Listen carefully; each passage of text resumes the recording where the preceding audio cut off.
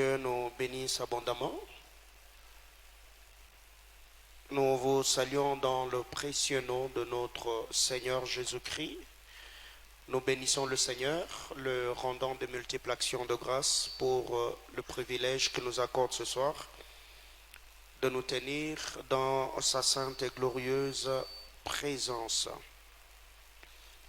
Et je demanderai également aux administrateurs d'entrer en contact avec le technicien s'il peut nous mettre un autre silencieux pour diminuer le son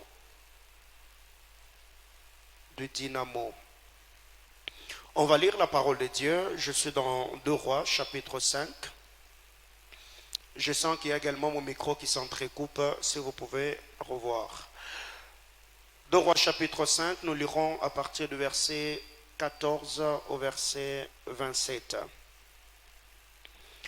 2 Rois 5, 14 à 27. C'est un long texte, souffrez qu'on le lise ensemble. Deuxième livre de Rois, chapitre 5, du verset 14 au verset 27. Vous y êtes? On peut lire ensemble 1, 2, 3, go. Il descendit alors et se plongea 7 fois dans le Jourdain, selon la parole de l'homme de Dieu, et sa chair devint comme la chair d'un jeune enfant, et il fut pur. Naaman, retournant vers l'homme de Dieu avec toute sa suite, lorsqu'il fut arrivé, il se présenta devant lui et dit, voici, je reconnais qu'il n'y a point de Dieu sur toute la terre, si ce n'est en Israël. Et maintenant, accepte, je t'ai pris un présent de la part de ton serviteur. Élisée répondit, l'Éternel dont je suis le serviteur est vivant, je n'accepterai pas. Naaman le pressa d'accepter, mais il refusa. Alors Naaman dit, puisque tu refuses, permets que l'on donne de la terre à ton serviteur une charge de 2 mulets, car ton serviteur ne veut plus offrir à d'autres dieux, ni holocauste, ni sacrifice, il en offrira qu'à l'Éternel. Voici tout ce que j'ai pris que l'Éternel de pardonner à ton serviteur quand mon maître entre dans la maison de Rimon pour s'y prosterner et qu'il s'appuie sur ma main. Je me prosterne aussi dans la maison de Rimon. Veille l'Éternel pardonner à ton serviteur lorsque je me prosternerai dans la maison de Rimon.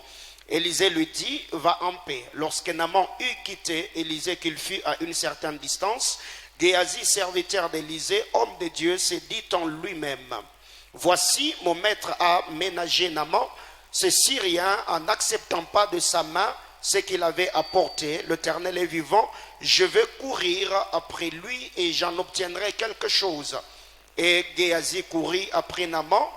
Naaman, le voyant courir après lui, descendit de son char pour aller à sa rencontre et dit, tout va-t-il bien? Il répondit, tout va bien, mon maître m'envoie te dire, voici, il vient d'arriver chez moi 2 jeunes gens de la montagne d'Ephraïm, d'entre le fils de prophète, donne pour eux, je t'ai pris 1 talent d'argent et 2 vêtements de réchange. Naaman dit, consent à prendre 2 talents, il le pressa et il serra 2 talents d'argent dans 2 sacs, donna 2 habits de réchange et le fit porter devant Géasi par 2 de ses serviteurs. Arrivé à la colline, Géasi le prit de leurs mains et le déposa dans la maison et il renvoya ces gens qui partirent. Puis il alla se présenter à son maître. Élisée lui dit, d'où viens-tu, Géasi? Il répondit, ton serviteur n'est allé ni d'un côté ni d'un autre. Mais Élisée lui dit, mon esprit n'était pas absent lorsque cet homme a quitté son char pour venir à ta rencontre. Est-ce le temps de prendre l'argent et de prendre des vêtements, puis des oliviers, de vignes, de brebis, de bœufs, des serviteurs et des servantes? La lèpre de Naaman s'attachera à toi et à ta postérité pour toujours. Et Géasi sortit de la présence d'Élisée avec une lèpre comme la neige. Parole du Seigneur. Je nous prie de répondre nos places et que Dieu bénisse sa parole. Bien-aimés dans le Seigneur, nous le savons que jusque-là, nous sommes autour de notre thématique, le petit renard qui ravage le vigne. Le petit renard qui ravage le vigne. Nous bénissons le Seigneur pour tous ceux qui nous ont écrit après les cultes du mercredi. bénissons le Seigneur pour la portée du message que l'on avait apporté par la grâce du Seigneur, et nous bénissons Dieu pour tout ce qu'il ne cesse de faire parmi nous jour pour jour. Il nous parle par son Esprit Saint et il nous oriente selon la vocation de chacun d'entre nous. Ce soir, par la grâce du Seigneur, je vais apporter la parole de Dieu poursuivant le message et le fardeau du mercredi. Mais cette fois-là, il y a 4 ou 5 choses que je vais partager avec nous ce soir. Et après quoi, on va prier le Seigneur. Le mercredi, il y a un bon nombre de choses que nous avons partagées par la parole de Dieu. Nous avons dit que nous devons avoir la vision. Et la vision doit être améliorée. Et pour améliorer la vision, nous avons dit, nous devons mettre la vision par écrit. La deuxième des choses, nous devons évaluer notre performance. La troisième des choses, nous avons parlé de renforcement de capacité. Quatrièmement, nous avons dit, nous ne devons pas négliger les réactions instinctives. Cinquièmement, nous avons parlé d'être bien entouré. Sixième sous-point, nous avons dit, nous devons prendre en compte le critique. Septièmement, nous avons dit, nous devons définir le timing pour la réalisation de la vision. Sixièmement, nous avons dit, huitièmement, nous devons apprendre à connaître l'endroit ou le lieu où la vision sera consommée ou sera utile. Deuxièmement, nous avons parlé de l'engagement. Nous devons être engagés. Troisième des choses, nous avons parlé du courage.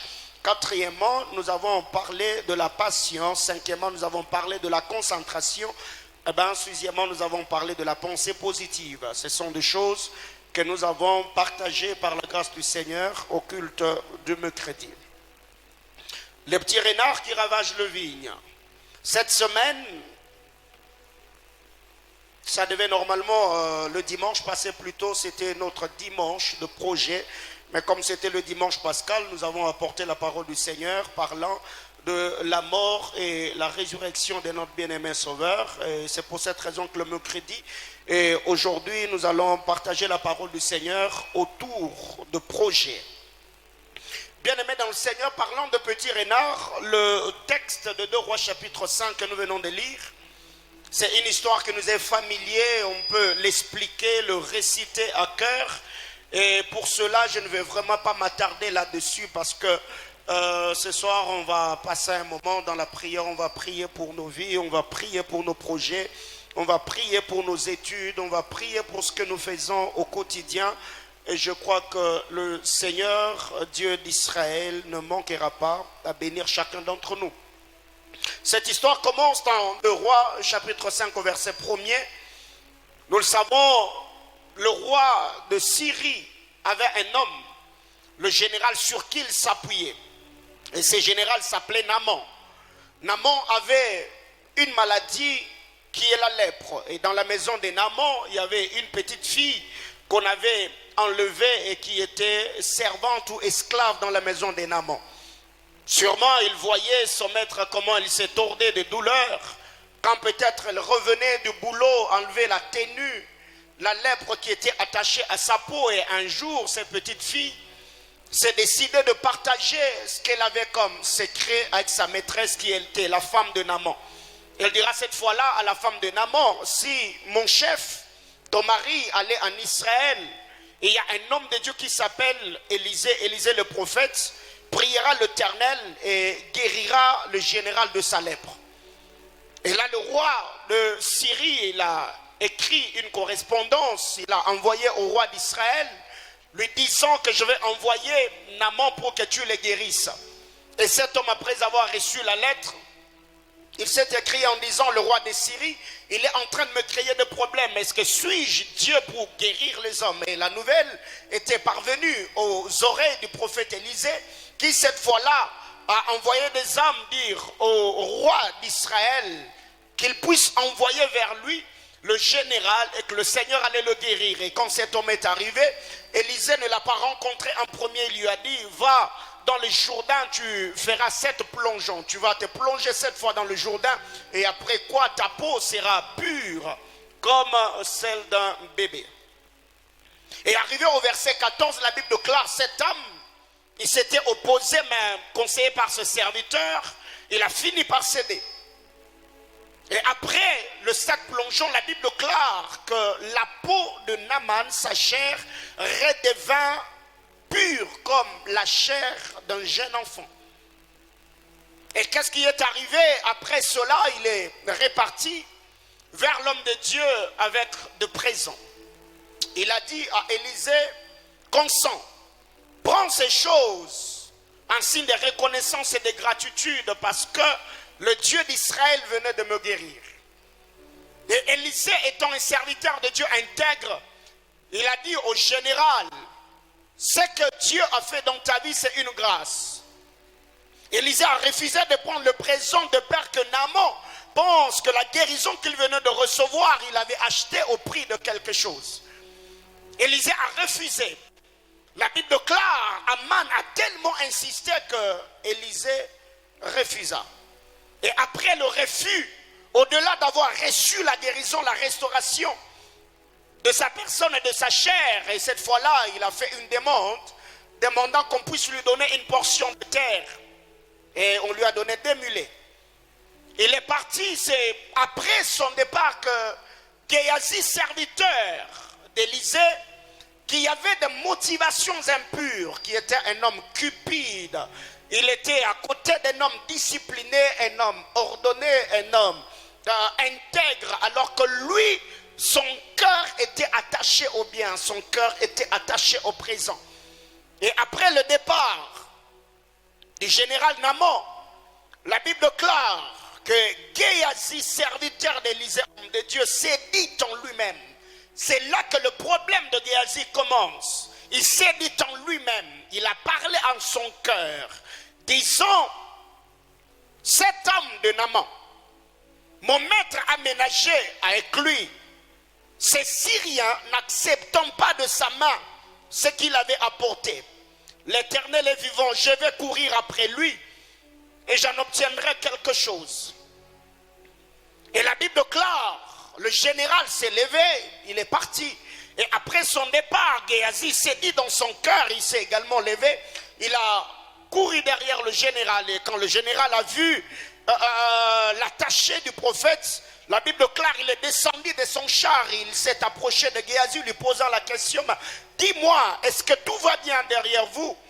Et il a dit, tout va bien, mais le problème est que il y a 2 jeunes gens qui viennent de la montagne d'Ephraïm, ils sont de la garnison de prophètes, et c'est pour cette raison que mon maître m'envoie pour que tu me donnes quelque chose. C'était un mensonge pur et simple. Le problème est que Géasi était cupide. Après avoir reçu le présent de la main de cet homme, la Bible déclare, il alla avec ce qu'il avait reçu, il le déposa dans sa maison. Et après l'avoir déposé, Géasi est allé auprès d'Élisée. Élisée lui a posé la question. Au lieu même d'avouer ce qu'il venait de faire, il a encore menti. Il dit, ton serviteur n'est allé ni à droite ni à gauche. Et Élisée, par son esprit, lui a dit, quand cet homme-là descendait de son char, est-ce que mon esprit n'était-il pas là? Pourquoi tu as fait une telle chose? Est-ce le temps pour toi? C'est que Géasi avait commencé à estorquer, il avait commencé à voler, il avait commencé à mentir, il avait commencé à prendre le présent, mais dans l'esprit d'Élisée, Élisée savait que Géasi n'allait pas s'arrêter là. C'est pour cette raison que quand Élisée prend la parole, il lui a dit, est-ce le moment? Mon esprit n'était-il pas là? Est-ce le moment, est-ce le temps de prendre de l'argent et de prendre des vêtements, puis des oliviers, puis de vignes, des brebis, de bœufs, des serviteurs et des servantes? C'est que Élisée savait que ce que Géasi venait de poser comme acte, ça n'allait pas se passer là. C'est qu'il allait continuer à vivre ainsi. Alors, qu'est-ce qui arrive? La Bible déclare, le prophète prenant la parole, il a dit à Géasi, la lèpre de Naaman s'attachera à toi et à ta postérité pour toujours. Bien-aimés dans le Seigneur, il y a plusieurs personnes qui ont reçu de merveilleuses et glorieuses promesses de Dieu. Plusieurs personnes sur qui la grâce de Dieu planait de manière visible et palpable. Plusieurs personnes qui avaient des destinées florissantes et promettantes. Plusieurs personnes qui devaient avoir de carrières émergentes, mais le problème est que ces personnes n'ont pas pu accomplir ou réaliser ce à quoi ils étaient appelés à cause de la faiblesse de leur caractère. Bien-aimés dans le Seigneur, il y a un bon nombre de gens aujourd'hui parlant de ces petits renards qui ravagent le vigne. Vous allez vous rendre compte ce qui a disqualifié cet homme de Géasi de la course, parce qu'il devait normalement être le successeur d'Élisée. Élisée a reçu l'onction d'Élie. Et après la mort d'Élie, c'est Géasi qui devait le succéder comme prophète en Israël. Cet homme était à côté d'un homme roi, à côté d'un homme discipliné, à côté d'un homme intègre, alors que lui était un cupide, alors que lui était un homme malhonnête, alors que lui était un voleur, alors que lui était un homme qui avait un cœur attaché à l'argent. Au lieu de recevoir l'onction du roi, c'est la lèpre du général qu'il a reçue. Bien-aimés dans le Seigneur, combien aujourd'hui sont exposés aux problèmes financiers? Combien n'ont pas vu leur travail émerger? Combien ont vu leur onction ministérielle sécher? Combien aujourd'hui ont vu leur talent, leur potentiel et leur habileté être séchés par le Seigneur à cause de mauvais cœurs que nous avons?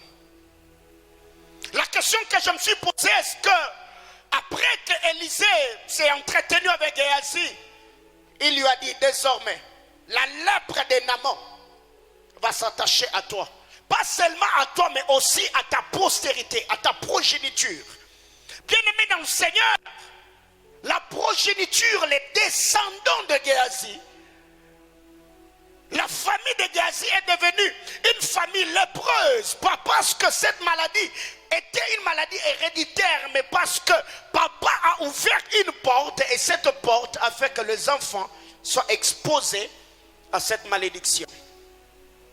Bien-aimés dans le Seigneur, c'était une toute petite chose, une petite faiblesse caractérielle, une mauvaise disposition du cœur, la cupidité. Mais cette cupidité, lui ne savait pas que ça allait le disqualifier de la course.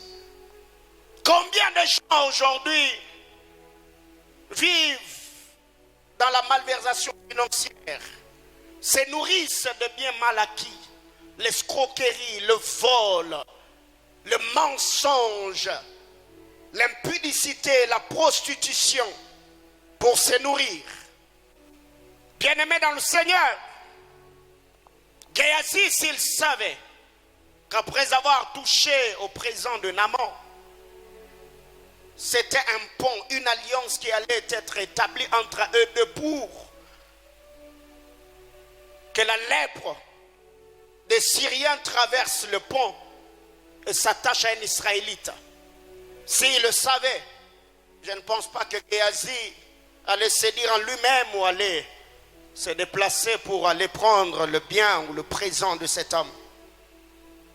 Bien-aimés dans le Seigneur, je nous invite de lire la parole de Dieu dans 1 Thessaloniciens chapitre 4, le verset 6. 1 Thessaloniciens chapitre 4, le 6e verset. La Bible clare. On peut lire même le verset 5. Sans vous livrer à une convoitise passionnée, comme font les païens qui ne connaissent pas Dieu. La convoitise est pour le païen. Pourquoi ils convoitent? Parce qu'ils ne connaissent pas Dieu. C'est que personne n'use envers son frère de fraude et de cupidité dans les affaires. Parce que le Seigneur tire vengeance de toutes ces choses, comme nous l'avons déjà dit et attesté. Le fraude. La Bible déclare que personne n'use de fraude envers son frère dans les affaires. Bien-aimés dans le Seigneur, combien de gens aujourd'hui ont détruit leur carrière?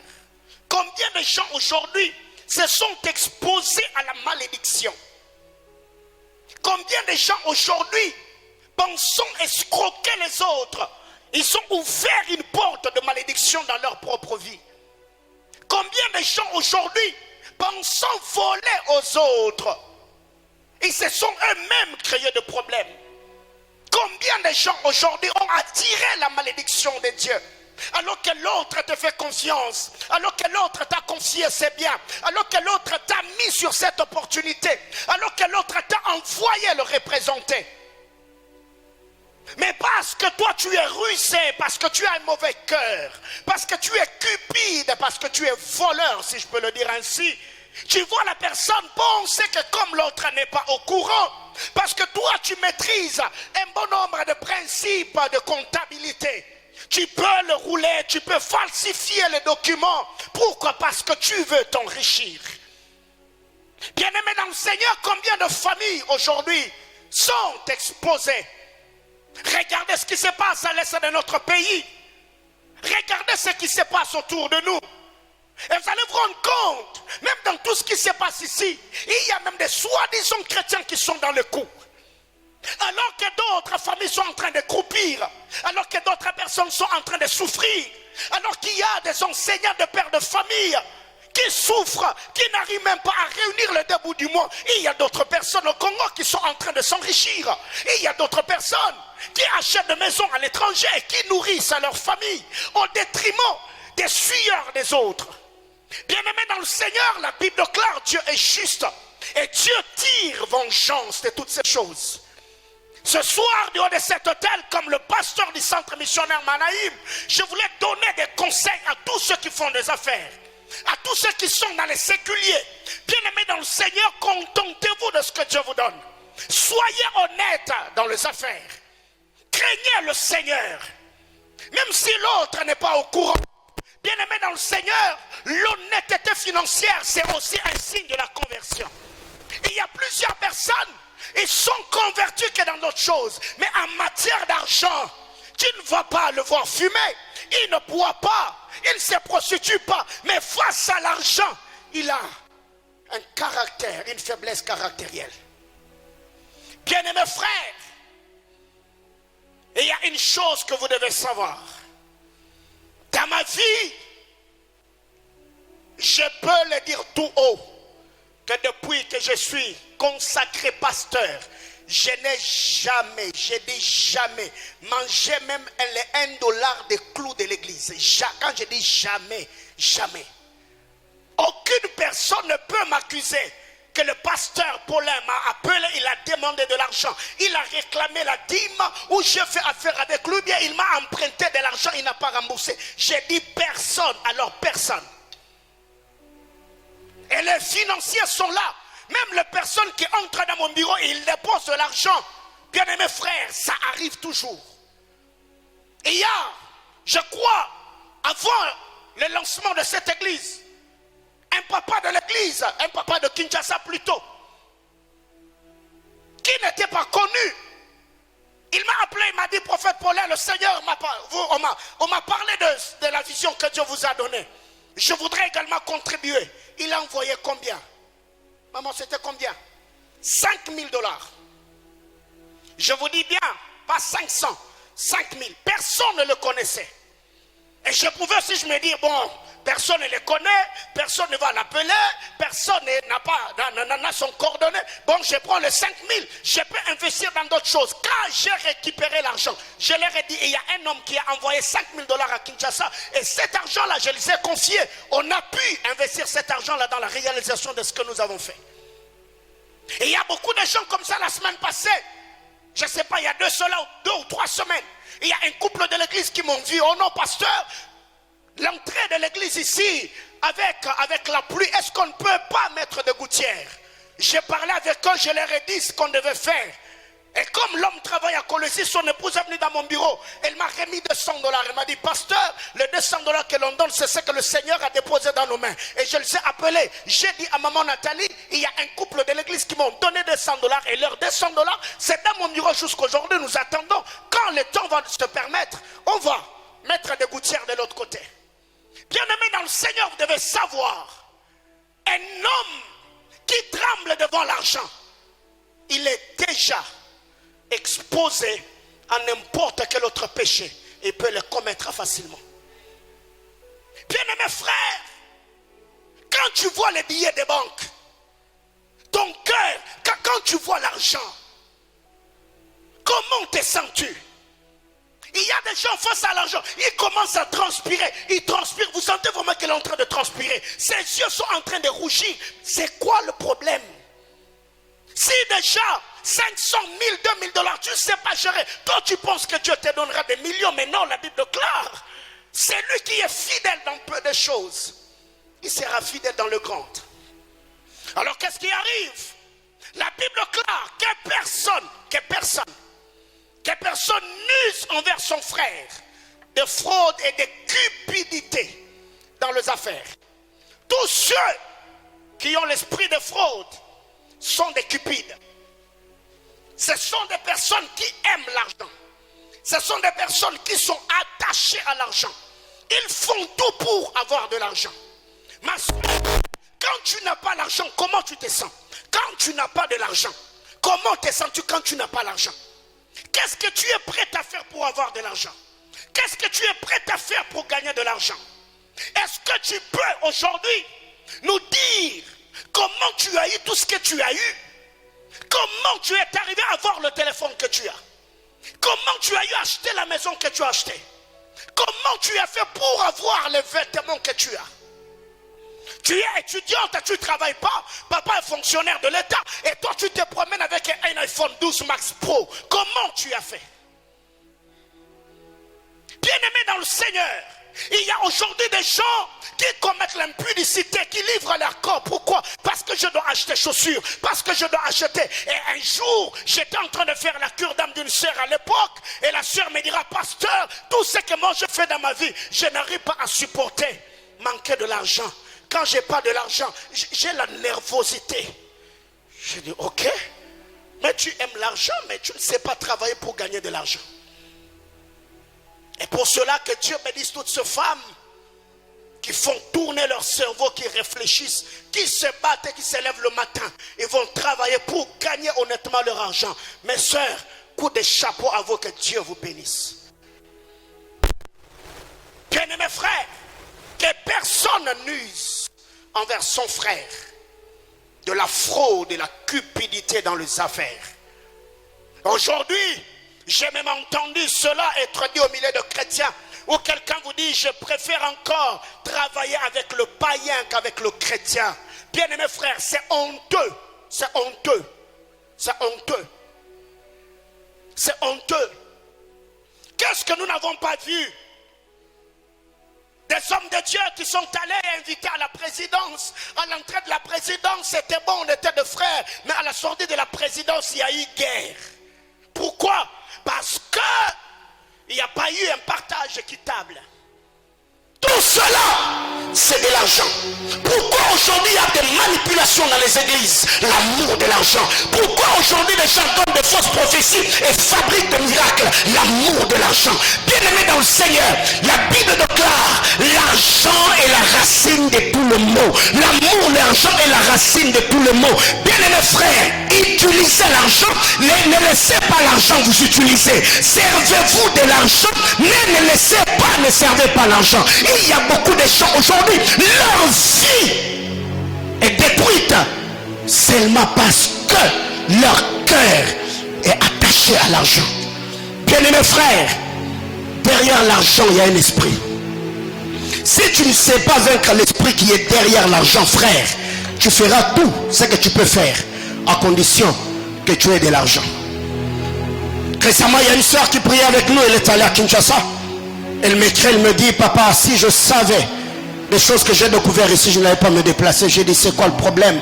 Elle me dit, j'ai découvert que mon frère qui m'a fait venir à Kinshasa, il est, je ne sais pas, dans la Rose-Croix. Et quand j'ai parlé avec lui, il m'a dit, non, ce n'est pas de l'occultisme. D'ailleurs, on nous a dit que même Dieu a donné son fils unique pour le bonheur des autres. Donc s'il arrivait qu'on me donnait de sacrifier quelqu'un, je vais donner mon fils aîné. Et j'ai dit à la sœur, oui, Dieu a donné son fils unique, après il a ressuscité. Alors si ton frère va donner son fils unique, donc il le ressuscite aussi. Vous voyez, Pourquoi? Parce que j'ai besoin de rouler carrosse, j'ai besoin d'avoir une belle maison, j'ai besoin d'avoir ceci, j'ai besoin d'avoir cela. Nous avons vu des jeunes aujourd'hui se livrer dans l'homosexualité. Nous avons des jeunes gens aujourd'hui qui vivent dans l'impudicité. Nous avons même des personnes, un papa qui est entré dans une affaire et ça a mal tourné. Il se retrouve en prison, il a laissé des enfants et une femme derrière le. Pourquoi? Parce que on veut avoir de l'argent. Bien-aimés frères, battez-vous pour gagner honnêtement vos vies. Ne volez pas, car la Bible déclare les voleurs ne vont pas hériter le royaume des cieux. Frère, la question que moi je me suis posée, tous ces gens qui cambriolent les maisons des gens, comment est-ce qu'il ne peut pas être intelligent? Quelqu'un qui peut te filer jusqu'à connaître ta maison, il va s'arranger pour avoir des armes blanches. Donc lui là, il ne va pas dormir, il ne va pas exposer sa vie jusqu'à venir te cambrioler. Il ne sait même pas si tu es aussi armé. Il met sa vie en danger seulement pour venir te voler jusqu'au point même de te tuer, seulement pour avoir de l'argent. Bien mes frères, l'homme est cruel. Si l'homme n'est pas changé, régénéré par la puissance de la parole de Christ, l'homme est prêt à tout pour satisfaire ses besoins, assouvir sa faim. Bien-aimés frères, battez-vous pour gagner honnêtement vos vies. Les petits renards, l'esprit de fraude, l'esprit de fraude, l'esprit de fraude. Bien-aimés, il y a une chose.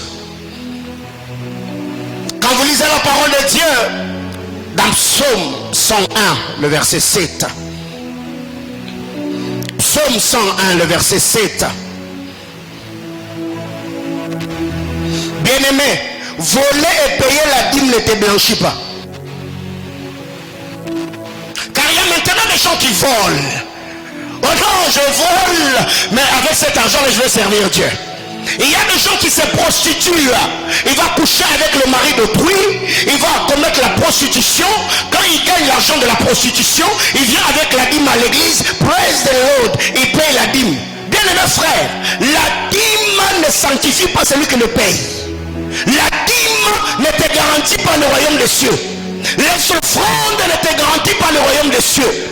Prendre part au culte ne garantit pas le royaume des cieux. Ce qui nous garantit le royaume des cieux, c'est l'obéissance à la parole de Dieu et la crainte que nous avons envers le Seigneur. Mais il y a des gens aujourd'hui qui soutiennent l'œuvre de Dieu avec l'argent sale. Tu y es en train de faire du bénévolat. Si dans cette église tu payes ta dîme, mais tu gagnes ton argent malhonnêtement, ne le paye plus, garde ton argent avec toi. Bien-aimés frères, la Bible déclare l'obéissance vaut mieux que le sacrifice.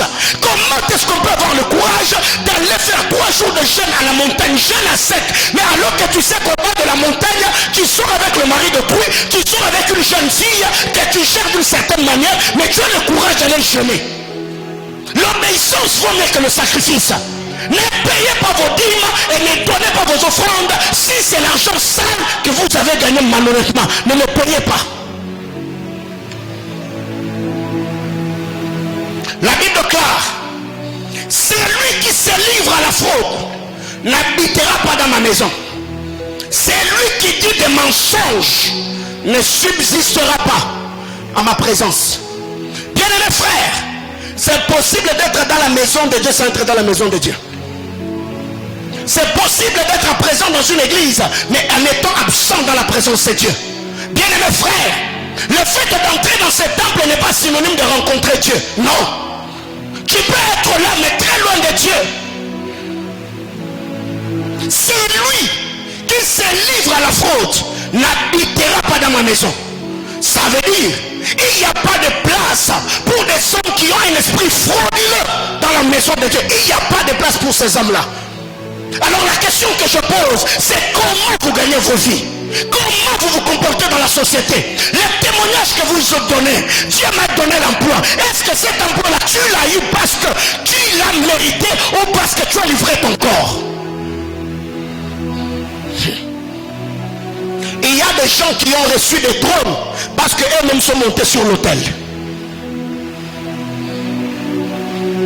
Christ a reçu le trône assis sur le trône parce qu'il était monté sur l'autel de la croix. Et cela était dans le plan de Dieu. Alors le trône que tu as, ma soeur, c'est parce que tu es monté sur l'autel ou parce que tu es entré dans l'autel? Alors il y a des gens comme ça qui viennent praise the Lord. Pasteur, j'ai réussi avec ma soeur, grande distinction, avec ton mauvais français là. Et comment tu as fait pour réussir? Des points sexuellement transmissibles. Et déjà une telle personne qui a corrompu, qui sort avec le point du péché, et quand tu viens à l'église, après avoir prié, avec les impositions de mais tu ne trouves pas d'emploi, et tu vas accuser une tante, oh on a bloqué le travail. Mon frère, tu es sorcier.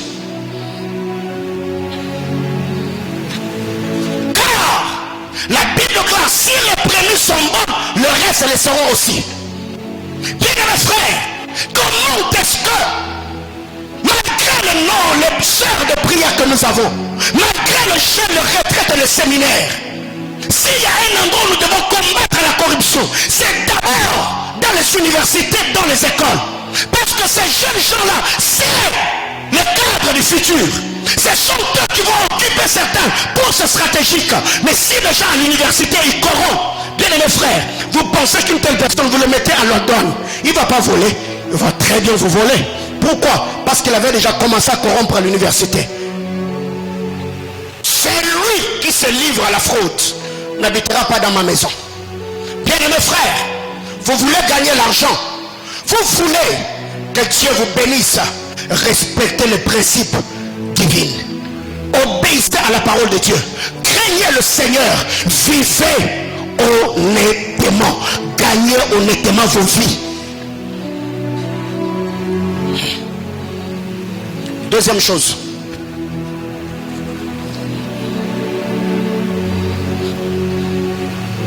en lisant la parole de Dieu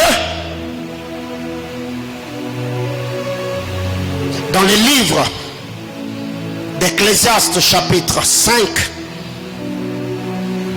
le verset 3 et le verset 4. Ecclésiaste chapitre 5, le 3e et le 4e verset. La Bible déclare: lorsque tu as fait un vœu à Dieu, ne tarde pas à l'accomplir, car il n'aime pas les insensés. Accomplis le vœu que tu as fait. Mieux vaut pour toi ne point faire de vœu que d'en faire et de ne pas l'accomplir. Ne permets pas à ta bouche de faire pécher ta chair, et ne dis pas en présence de l'envoyé que c'est une advertence. Pourquoi Dieu s'irriterait-il de tes paroles et détruirait l'ouvrage de tes mains? Et détruirait l'ouvrage de tes mains. Et détruirait le travail de ta main. Deuxième renard qui ravage le vigne en fleurs, c'est le non-accomplissement de vœux. Dis à ton voisin le non-accomplissement de vœux. Alléluia. Hein? Frère, allez dans les églises. Combien d'enveloppes tu as déjà pris sur lesquelles tu as écrit des versets bibliques? Mais quand tu as pris cette enveloppe là, c'était pour donner de l'argent. Mais passer devant, tu es passé. Mais pour remettre l'enveloppe, vous savez que ce n'est pas intéressant ce qui se passe dans les églises, où quand on fait des appels de fonds, vous devez laisser vos noms et vos numéros téléphoniques. Bien mes frères, c'est pas sérieux. Parce que quand c'est une église sérieuse, où les gens sont convertis et craignent le Seigneur, je n'ai pas besoin d'avoir ton numéro téléphonique, je n'ai pas besoin d'avoir ton nom, je sais que tu sais l'engagement que tu as pris devant le Seigneur, tu l'honoreras. Combien de gens aujourd'hui, quand on dit qu'il va donner 50, il y a même des gens qui sont passés devant, pas parce qu'il a mesure de donner 50 $, mais il est passé seulement devant pour impressionner les gens. Mais depuis qu'il est passé, jusqu'aujourd'hui, il n'a jamais honoré cet engagement-là. La Bible déclare, lorsque tu fais un vœu, ne tarde pas à accomplir le vœu. Ne tarde pas. Le diable peut te tenter lorsque tu fais un vœu. Combien de gens ont pris l'engagement? Moi, je vais commencer à donner 10 dollars pour le loyer de l'église. Et depuis que tu as pris l'engagement, combien de mois tu as donné? Et même quand le mois passe, ça ne te dit plus rien. Mais ton nom est dans les groupes de partenaires financiers de l'église. Combien d'engagements tu as pris?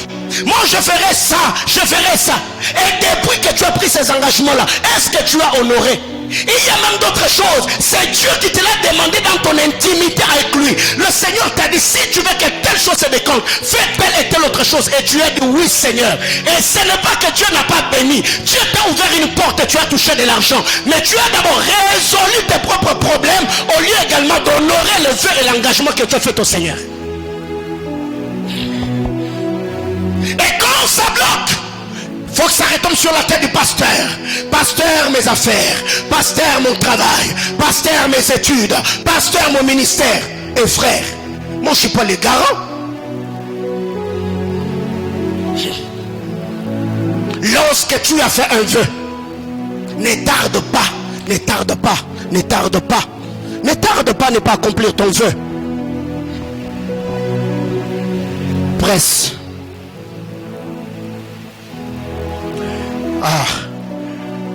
Le son, s'il vous plaît. Lorsque tu as fait un vœu, ne tarde pas à ne pas accomplir le vœu. Bien-aimés frères, et ça, c'est un sérieux problème dans cette église. Beaucoup d'entre vous, vous prenez des engagements, mais peu sont ceux qui honorent. Tu es entré dans un département, tu es intercesseur, n'est-ce pas? Tu es entré dans un département, tu es au protocole. Tu es entré dans les départements, tu es dans la salubrité. Mais pour que tu viennes travailler, pour que tu viennes servir le Seigneur, on doit commencer à t'interpeller. On doit commencer à t'appeler. Mon frère, on ne te voit plus. Est-ce que quelqu'un t'avait demandé de venir servir? Non. C'est toi-même, tu t'es levé, tu as dit, je m'engage, je serai à l'intercession. Et quand on te dit, viens, on va jeûner, et c'est là que tu te rendras compte que tu as un problème de gastrite. Et il y a maintenant des gens comme ça qui négligent les engagements qu'ils ont pris avec le Seigneur. La Bible déclare, maudit est celui qui fait l'œuvre de l'Éternel avec négligence. Il n'y a pas de sorcier, il n'y a pas de magicien. La Bible déclare, maudit est celui, c'est la parole de Dieu. Et à cette parole-là, nous devons dire Amen. Maudit soit celui. Maudit soit celui qui fait avec négligence l'œuvre de l'Éternel. Maudit soit celui qui retire son épée du carnage. Combien de gens aujourd'hui négligent le vœu, les engagements qu'ils ont pris? Bien-aimés frères, quand tu fais un vœu à l'Éternel, la première des choses à faire, quand Dieu t'ouvrira une porte, c'est d'honorer l'engagement. Il y a beaucoup de gens aujourd'hui, ils ont un sérieux problème dans les affaires. Il y a beaucoup de gens aujourd'hui, quand il a fini les études, il a dit à Dieu, Seigneur, si tu me donnes un emploi, le premier salaire, je vais te donner. Frère, tu ne sais pas le goût qu'a l'argent. Tu l'avais dit, non? Tu l'avais dit. Tu as dit à Dieu, Seigneur, le premier salaire, le prémices, je vais te donner. Et tu as eu le premier salaire. Et quand tu as regardé les salaires, tu as commencé à faire des calculs. Et c'est là que tu t'es rendu compte qu'à la maison, il n'y a pas de provision. Il faut honorer le vœu. Frère, Dieu n'est pas bête. Anne a prié, Seigneur, si tu me donnes un enfant mâle, je ferai quoi? Je vais te les donner. Et après que Dieu ait donné Samuel, Anne n'a pas gardé Samuel pour elle, elle a donné Samuel à Dieu. Bien-aimés frères, dans ce domaine, c'est un domaine où je respecte. Le domaine de l'argent, frère, je ne suis pas seulement sérieux, mais je suis trop sérieux. Trop sérieux. Quand je dis trop sérieux, je suis trop sérieux. Bien-aimés frères, combien de gens négligent les paroles qui sortent de leur bouche?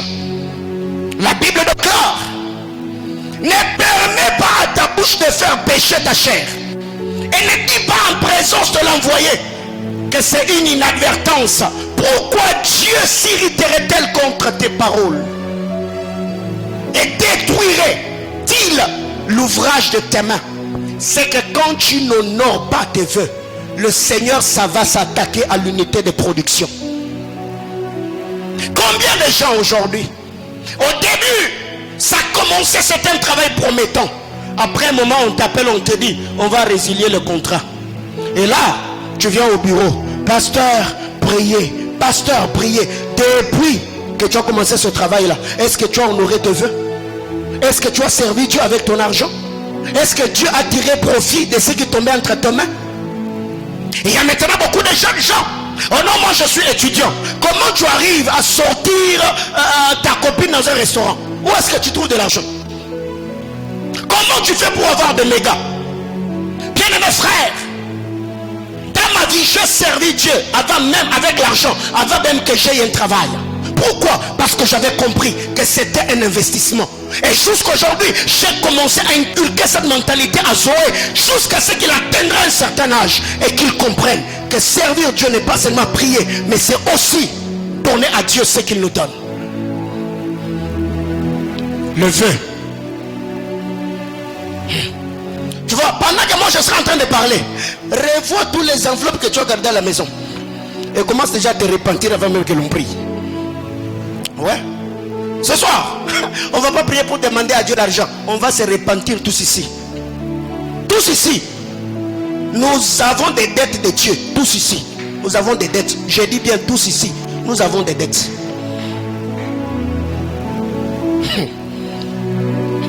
Ok. Deutéronome chapitre 23, le verset 21 et le verset 22. Deutéronome 23. 21 et 22.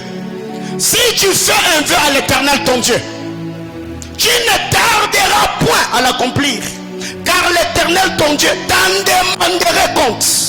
L'Éternel ton Dieu, frère, Nzambe alande la rabato nyongo. Donc Nzambe aosengo nyongo. La Bible déclare, car l'Éternel ton Dieu t'en demandera compte, et tu te chargerais d'un péché.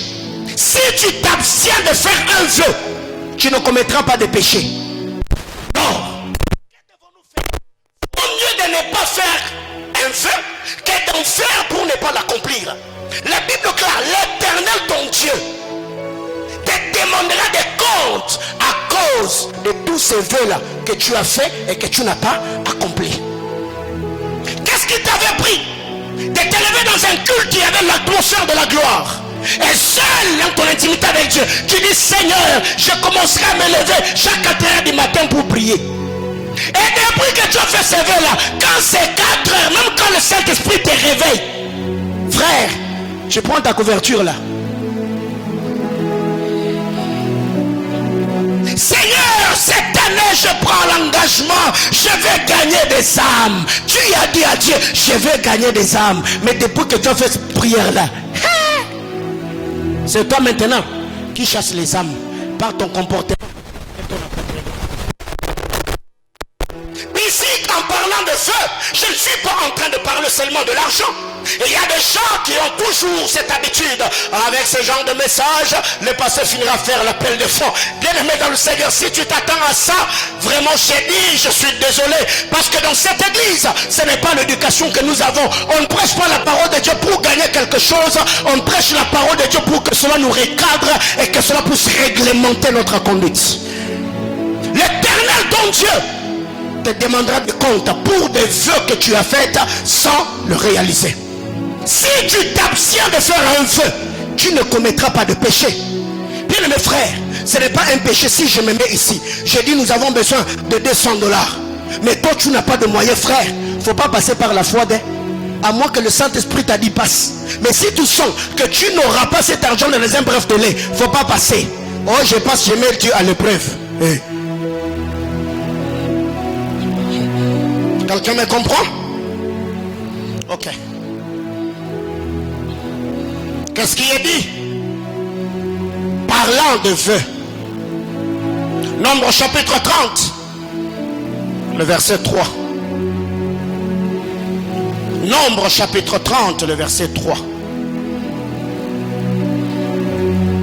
Il est dit,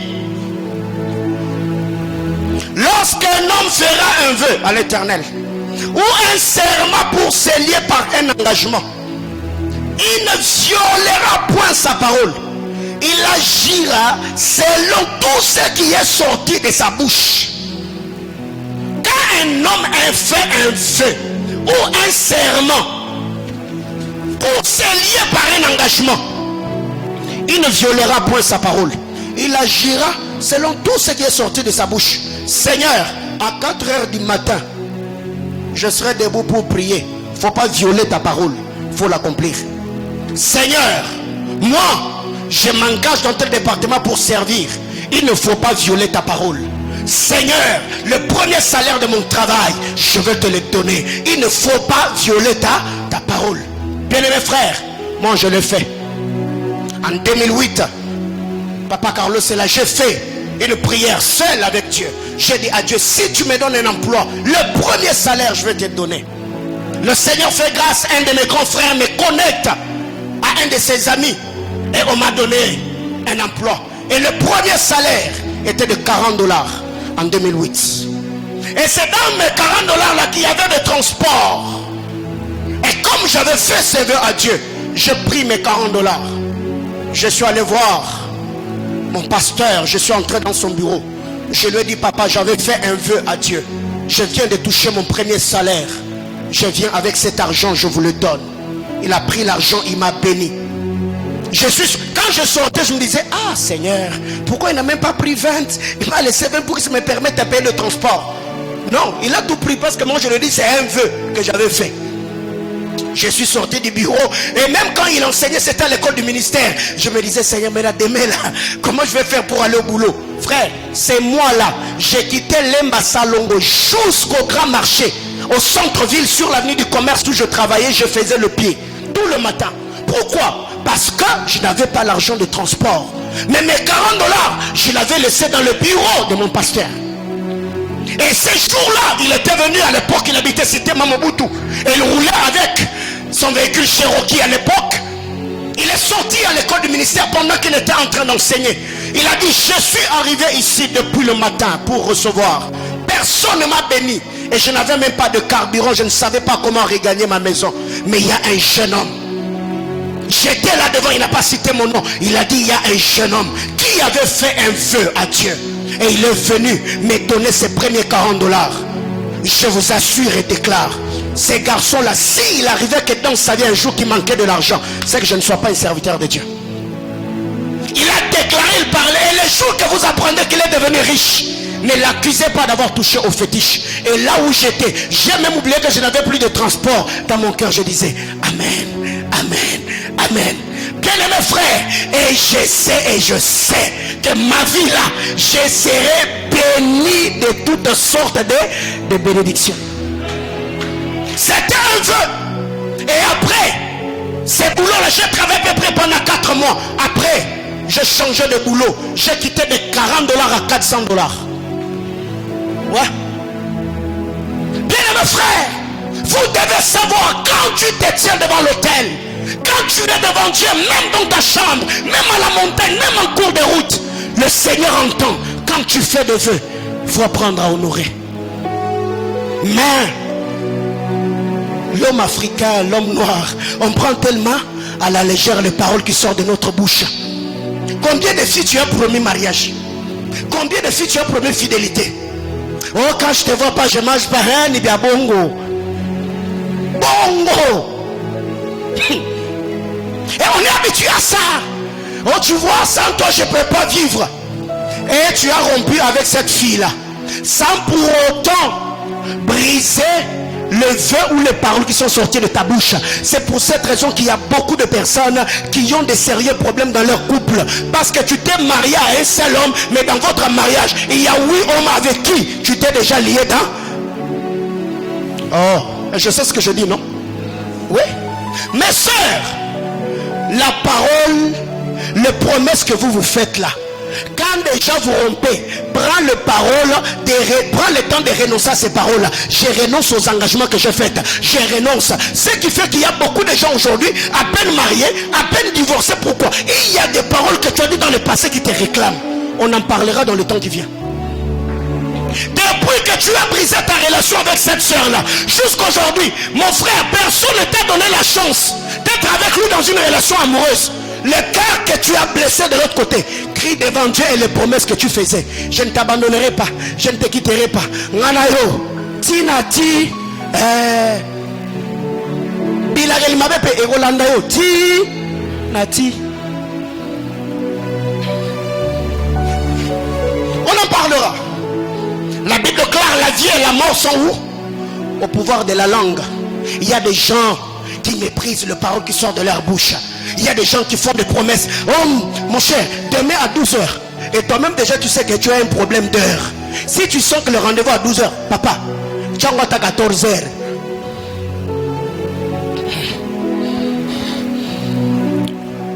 On aura un programme autour de ça. Alors, vous devez faire quoi? Veillez à accomplir le vœu. Vous devez veiller à accomplir le vœu. Proverbe chapitre 20, le verset 25. Proverbe chapitre 20, le verset 25. Qu'est-ce qui est dit? C'est un piège pour l'homme que de prendre à la légère un engagement sacré et de ne pas réfléchir qu'après avoir fait un vœu.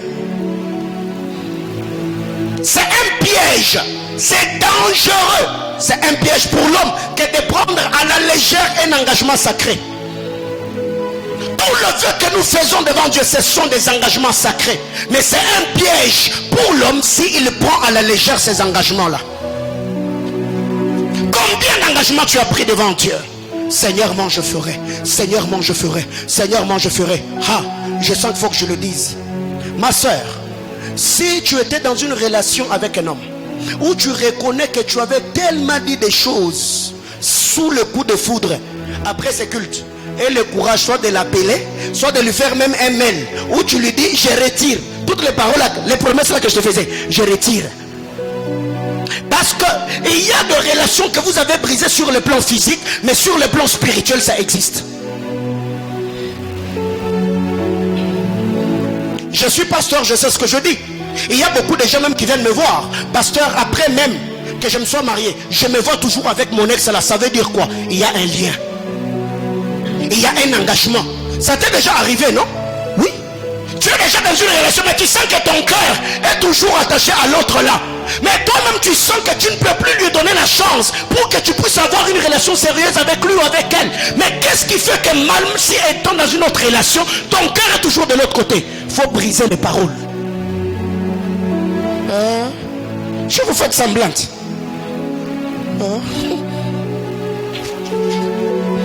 Faut comme la penza. Je retire ou je renonce à toutes les paroles, les promesses que je t'avais faites. Et après avoir dit cela, tu prends le temps de prier. Parce que vous prenez à la légère les promesses que vous faites aux gens. Je ne te quitterai pas, je ne te quitterai pas. Mais quand il y a un problème, petite dispute, et ça va s'arrêter. Est-ce que tu comprends ce que tu es en train de dire? Après avoir dit je ne te quitterai pas, et c'est toi qui as quitté. Ce n'est pas l'autre qui t'a quitté, mais c'est toi qui as quitté. Ma soeur, il faut revenir sur ça. Et directement, là même tu dis ma bouche. Faut pas beaucoup parler d'elle. Dernière chose pour ce soir et on va se repentir. Malachie chapitre 3. Malachie chapitre 3. Déjà quelqu'un s'est dit au maï. Au maï. Tu sais de quoi il s'agit, non? On t'a eu. La Bible déclare, je suis au verset 9. Vous êtes frappés par la malédiction et vous me trompez.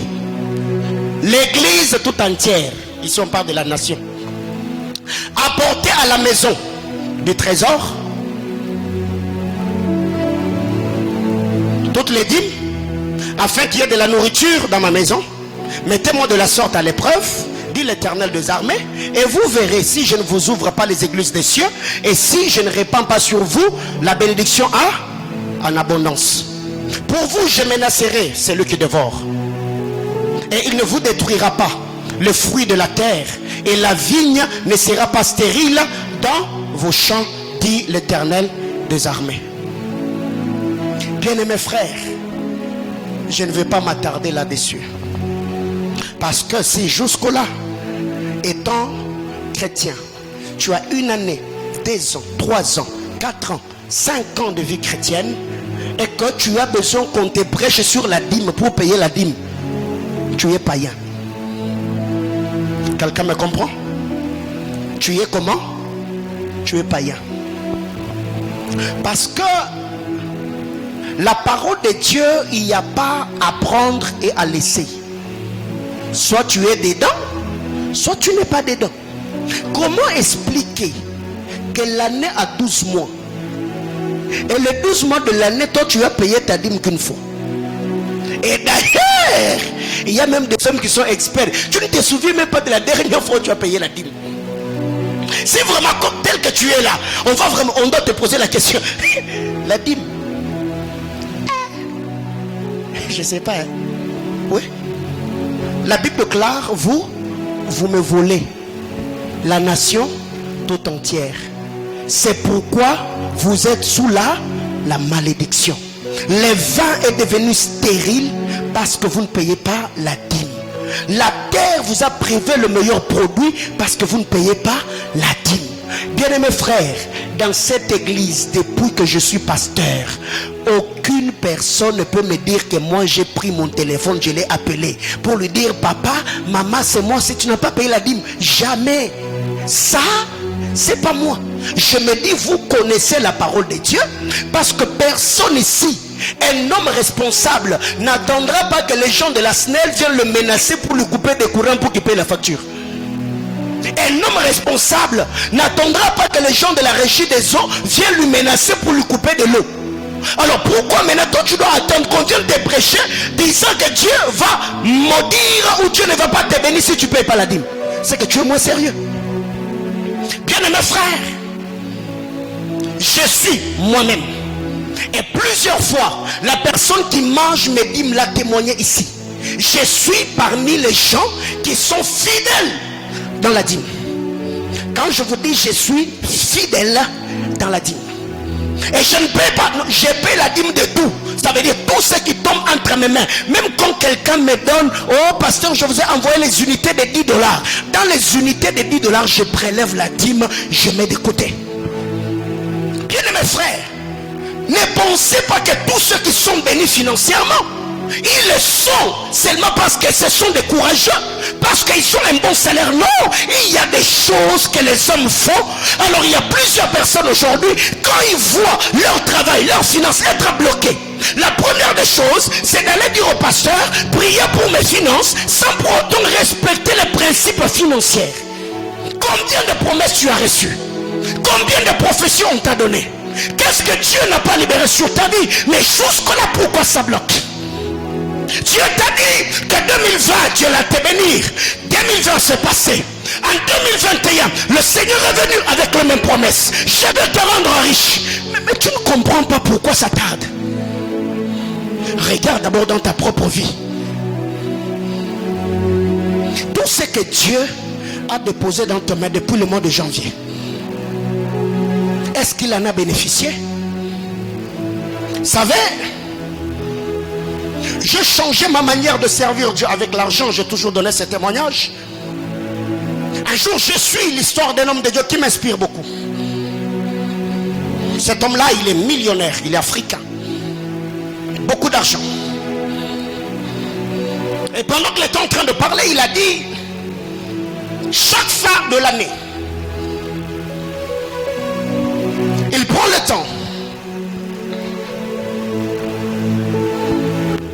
il met de côté tout ce qu'il a dépensé ou investi dans l'œuvre de Dieu et ce qu'il a fait pour sa propre famille. Si ce qu'il a fait pour sa famille dépasse ce qu'il a fait pour Dieu, il demande pardon à Dieu. Il dit à Dieu, Seigneur, pardonne-moi, je suis un mauvais gestionnaire. Tu m'as donné ton argent, j'ai mal géré. Et qu'est-ce qu'il va faire? Dans ce qui lui reste, il va prendre de l'argent, il va encore investir dans l'œuvre de Dieu. Pourquoi? Pour qu'il y ait de l'équilibre.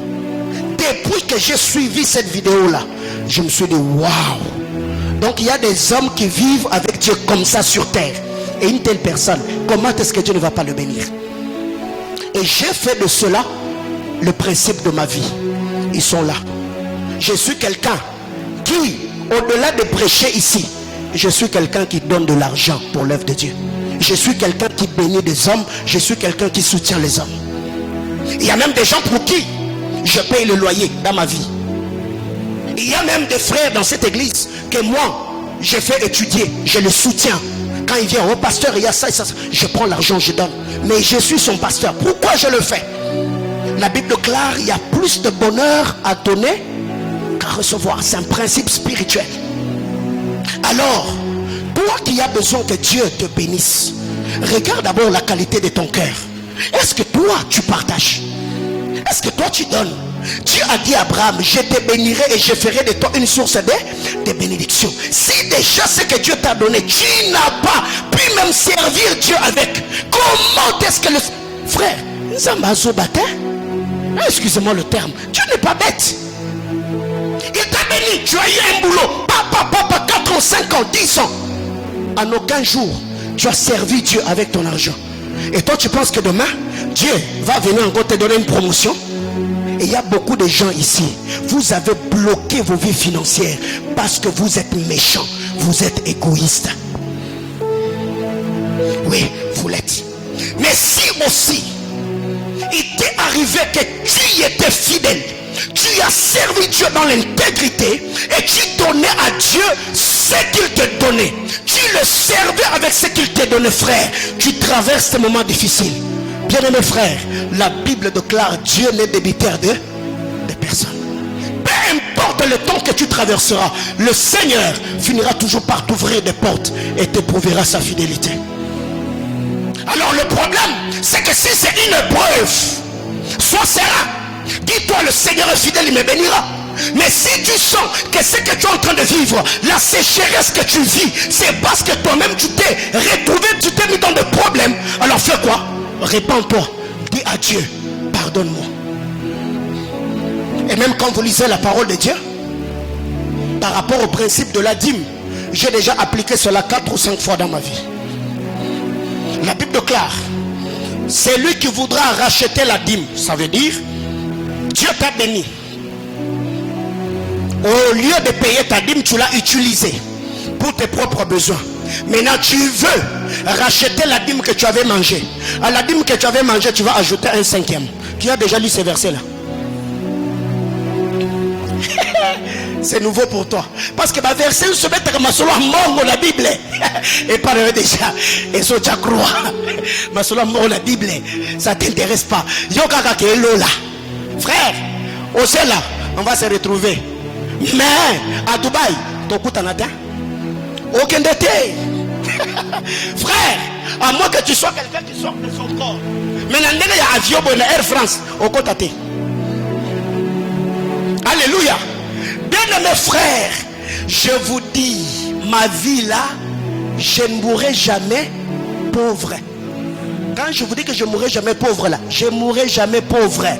J'honore Dieu, je crains Dieu, je sers Dieu, je suis intègre et j'investis dans le royaume des cieux. Et Dieu, frère, qu'il le veuille ou non, il va me bénir. Pourquoi? Parce que Dieu est derrière sa parole. Alors, pourquoi tant de problèmes nous arrivent? Dieu est-il injuste? Non. Pourquoi il visite les autres mais il ne les fait pas pour toi? Quelles sont les promesses que tu n'as pas reçues de Dieu? Bien-aimés frères, un jour j'ai lu le livre de Bishop David Oyedepo.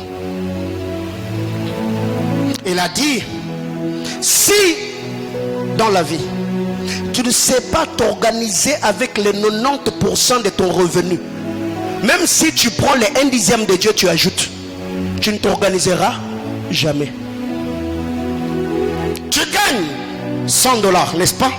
La dîme c'est combien? $10. Si avec $90, maman, tu ne sais pas t'organiser, même si tu prends les $10 de Dieu là, tu mets dessus, tu t'organiseras jamais. D'ailleurs, c'est des problèmes que tu t'es créé. Et vous savez,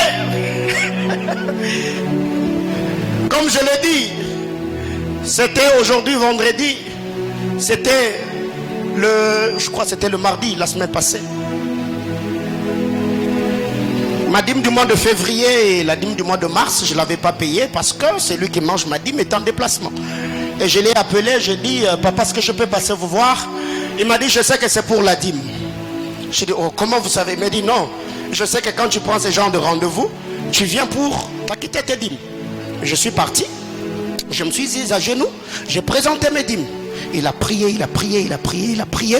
Et il m'a dit, le Seigneur est en train de me dire, dans 2 ans, je te vois construire une très belle maison. Si c'était toi, tu allais dire amen. Oh. Même si tu ne vas pas dormir dedans, je vais te recevoir quand même à la véranda, non? Il a libéré des paroles, il a parlé, il a parlé, il a parlé. Et les choses qu'il était en train de dire, je me suis dit, waouh, c'est comme s'il était là quand un autre prophète qui est un ami me le disait.